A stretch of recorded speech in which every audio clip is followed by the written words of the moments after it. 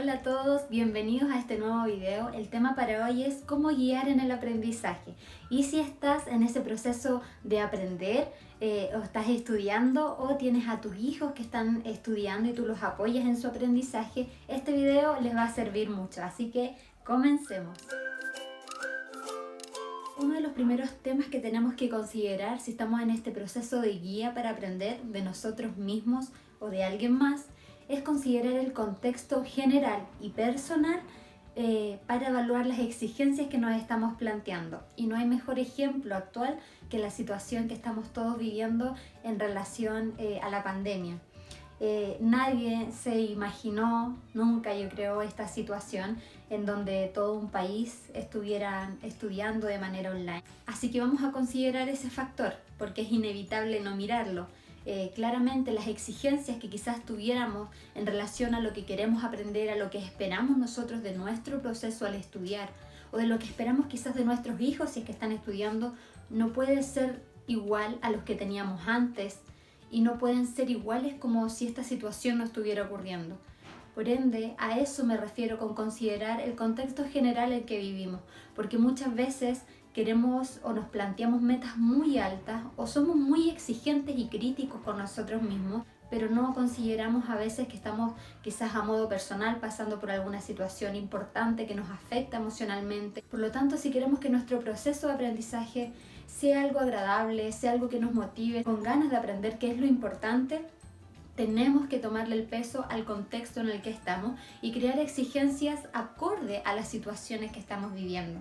Y aquí creo que es súper importante no quedarnos ahí en la sensación de la frustración, de no voy a lograr lo que esperaba o quizás no logre concretar las cosas de acuerdo a lo que tenía planeado. Al contrario, o sea, el hecho ya de estar estudiando este año o de haber comenzado o de ser guía de tu hijo que está estudiando de manera online, que es un tremendo esfuerzo.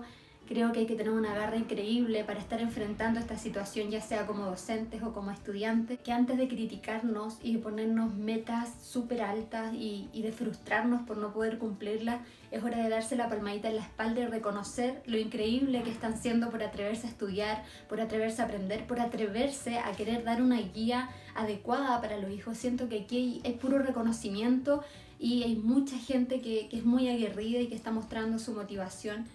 Creo que es ahí donde tenemos que enfocarnos y al desafío grande que nos pone esta situación de lo importante que es reconocer el proceso del aprendizaje y no enfocarnos en el resultado, porque claramente el resultado con lo que está ocurriendo se va a ver afectado, pero el proceso de aprendizaje aún puede verse enriquecido y fomentado de manera positiva. El segundo factor o tema a considerar es considerar nuestras propias características de aprendizaje, o si estamos guiando es considerar las características de aprendizaje que tenga el niño al que estamos ayudando. Solemos normalmente cuando vamos a ayudar a alguien, entre comillas, o vamos nosotros a estudiar, antes de comenzar a estudiar en sí ya tenemos una perspectiva y una meta y objetivos establecidos, lo que esperamos aprender y cómo esperamos ser. Pero antes de llegar a eso, debiésemos pensar cuáles son mis habilidades, cómo aprendo. Me es más fácil estudiar quizás con música porque me relajo, o quizás soy una persona muy enérgica que necesita estar en movimiento, caminar, pararme varias veces, o quizás necesito calma, silencio. ¿Cómo aprendo? Me gusta ver, me gusta escuchar o me gusta estar escribiendo lo que voy aprendiendo. Este tipo de preguntas son las que nos tenemos que hacer para ponernos objetivos y metas y marcarnos una rutina de trabajo que esté acorde a nosotros. Y no establecer estos objetivos previos sin saber realmente cómo es que aprendemos cada uno de nosotros.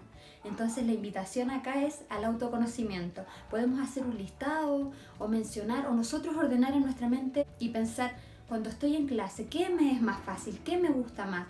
¿Cuándo siento que avanzo de manera más rápido? Y ese tipo de preguntas nos van a ayudar a descubrir cuáles son nuestras características de aprendizaje. El tercer tema o factor a considerar es, yo ya conozco mi contexto general, sé la situación en la que estamos, también ya tengo conocimiento de mis características personales de aprendizaje, ya sé más o menos cuál es mi ritmo. Entonces ahora, en base a esto que yo ya sé, voy a generar una rutina para mí y voy a generar estrategias y formas de poder estudiar para que se me facilite el trabajo de aprender. Quizás no nos hemos hecho el tiempo de unos minutos antes de concentrarnos y en el fondo procesar lo que está ocurriendo para prepararnos a estudiar. Es como que nos levantamos, hacemos todo rápido y de inmediato comenzamos a estudiar. Si nos ponemos a pensar en las clases presenciales, teníamos mucho tiempo para prepararnos hasta llegar a la clase y escuchar o tomar atención, porque nos levantábamos, que nos arreglamos, que tomábamos desayuno o que nos íbamos caminando, la movilización y en el fondo ya hasta que llegábamos al lugar de estudio. Y en el fondo todo ese tiempo nos servía para que nuestro cerebro asimilara, ok, que ahora íbamos a estudiar y que íbamos a hacer cierta actividad. Ahora no, todos esos minutos se han reducido a minutos muy breves que de inmediato nos lanzan a esta tarea de aprender y de tener que estar atentos. Entonces lo primero que sería bueno que adoptáramos en nuestra rutina de aprendizaje sería, ok, me voy a dar unos minutos para prepararme, preparar lo que voy a ocupar, si es un lápiz, un cuaderno, para preparar, no sé, un vaso de agua, para prepararme yo. Y cuando tenga que enfrentarme a la clase, yo voy a estar con una rutina preestablecida, que ojalá yo la mantenga, porque de esa forma yo le voy a estar avisando a mi cerebro que en cierto momento vamos a estudiar y va a ser más fácil porque ya voy a haberme preparado con anticipación. Otra cosa, si una de mis características es que quizás soy demasiado enérgica o me gusta moverme o estoy moviendo las manos o los pies, puedo diseñarme unas almohadillas que hay de semillas o también pueden ser globos con harina, por ejemplo, que uno los puede cerrar y los puede tener en la mano, los puede mover. Hay a quienes eso les incomoda y claro es porque quizás no tienen esta energía extra que necesita estar en movimiento. En ese caso no es necesario hacerlo. Pero en el caso de que sí necesites estar en movimiento, que seas una persona ansiosa o que te guste estar moviéndote, entonces en ese caso te recomiendo que hagas esas cosas porque vas a estar jugando entre comillas con eso en la mano, mientras perfectamente vas a poder estar tomando atención y estar más tranquilo y de alguna forma liberar esa energía. Otra cosa es que puedes tener a mano un vaso de agua, porque a veces tenemos la excusa de que tengo sed, me voy a parar, y en realidad es solo porque queremos caminar o queremos pararnos. Entonces en este caso, si es sed, vamos a tener el vaso de agua ahí a mano y vamos a evitar las distracciones innecesarias y además vamos a estar oxigenando nuestro cerebro. Por ende, eso también nos va a ayudar a estar más concentrados. Otra cosa que es muy importante, que a veces cuando estamos ahí aprendiendo, estudiando, nos damos cuenta que quizás la silla está incómoda o que quizás yo estoy mal apoyado, o que justo me llega la luz o al contrario tengo poca luz. Cuando estén estudiando, miren todas aquellas cosas que les molesta o alguna postura incómoda o si le pueden agregar quizás alguna almohadón a la silla, etc. Y de esta forma evitamos tener quizás dolores de espalda por estar incómodo o fatigar la vista por falta de luz. Así que eso es otra cosa que podemos considerar para organizar nuestra rutina al estudiar. Otro factor a considerar que es muy importante es que nos demos el espacio de crear un momento de reflexión y evaluación de acuerdo a mi rutina de estudio o al proceso de aprendizaje en el que estoy. En esta parte es sumamente importante que empleemos un lenguaje positivo y en general tengamos un proceso de guía positivo a lo largo.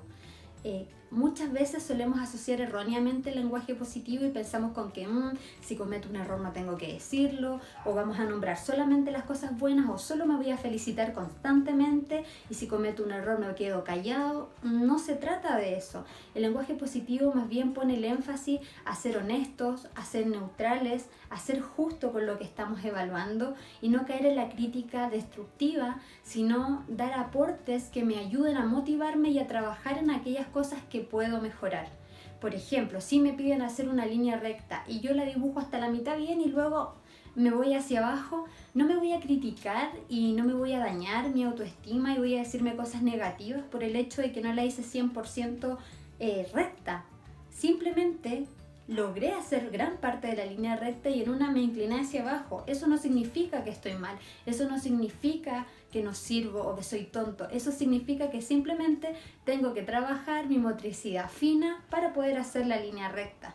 Eso es generar un comentario honesto, estoy diciendo lo que ocurre de manera neutral, de manera justa, no me estoy hiriendo, estoy diciendo lo que ocurre para poder trabajar en aquello que tengo que mejorar. Entonces, para englobar todo el proceso tenemos que tener conciencia del contexto general y personal que estemos viviendo, tenemos que conocer cuáles son nuestras características de aprendizaje, tenemos que generar objetivos y acciones que nos ayuden a nuestra rutina para aprender y tenemos que crear un espacio de reflexión y evaluación positiva.